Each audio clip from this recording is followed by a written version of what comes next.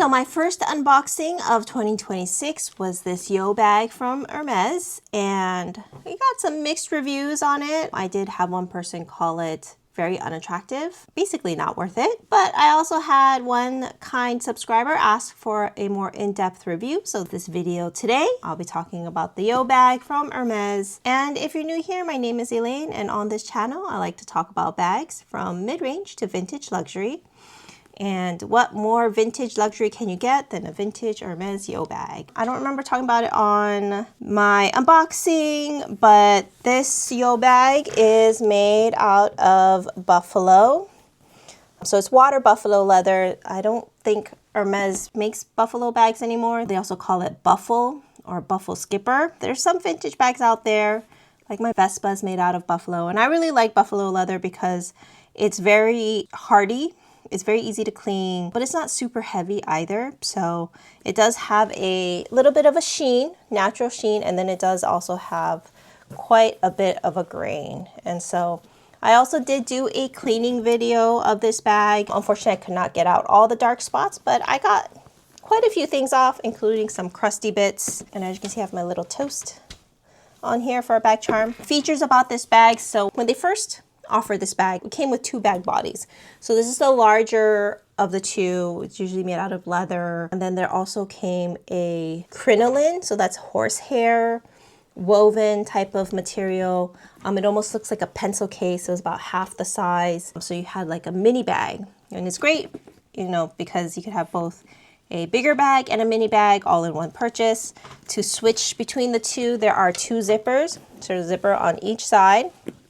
So I can just show you here, zip off one side, it opens it, and you zip off the other side, and it completely comes off, which was also very handy when cleaning it because I didn't want to clean the Barenia leather. It's a little more fragile. I mean, it's not fragile, but I mean, it's a smooth, untreated leather. It takes to water differently. Usually it's fine. It dries without water spots, but it's definitely not the same as buffalo. And then inside is, I'm pretty sure, a Milo lambskin. It's very soft. It's buttery, buttery soft inside. So there are two flat pockets here and one very large flat pocket on this side.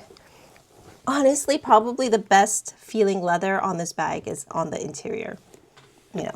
So I'm just gonna put it together real quick. And so yeah, I mean, it would have been cool if it came with the little crinoline pencil pouch, but unfortunately mine did not.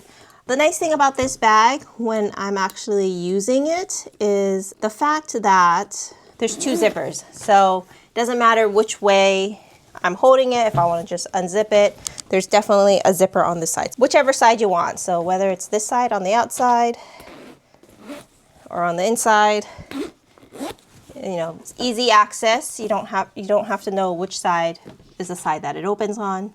It opens on both sides. Shoulder strap, it is a set length. I'll list the drop here, and it does stay on my shoulder very easily. I actually don't have trouble with it falling off. I think it's a nice sturdy leather strap with a little bit of an edge that does help keep it up.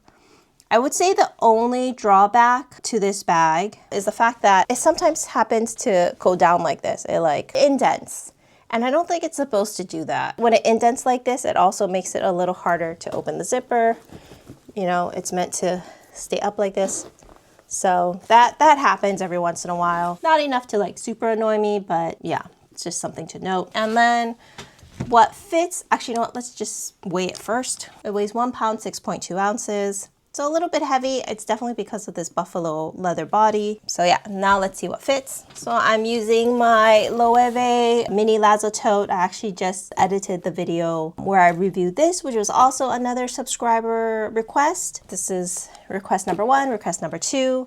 You know, if you have any other requests, please leave them down below. And I'm also starting to put out polls on my post, my YouTube post, asking if you guys are interested in a review of this or that bag.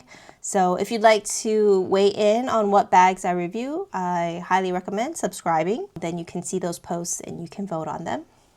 But anyways, sorry, got sidetracked. Let's see what fits in there. So sunglasses, wallet, mini mom pouch, hand sanitizer, lip balm, and sunscreen. So those are my essentials. If I were to open it up all the way, you can see I have plenty of space left. I can add a water bottle, easy, and let me get my mini iPad. Oh, also my phone. All right, so mini iPad, and ta-da, it all fits. Zip it up. So yeah, if you have a Kindle, maybe a small book, for sure would fit into this. But see, there's that dip. So I kind of don't think it's supposed to have that dip, probably because this top part here is only held by the zippers here. There's no sort of vertical force down. So when you pull from up here, this happens. So, I mean, a little annoying. You know, you can still open and close the zippers when it's resting. When you do it like this, yeah, it does make it a little difficult. There's that. Let me know if you have any other questions. Did I miss anything? And again, like I said, is there any other bag in my collection that you'd be interested in a more in-depth review of? I'd be happy to do that here. Anyways, thanks again for watching, and I will see you in the next one. Bye.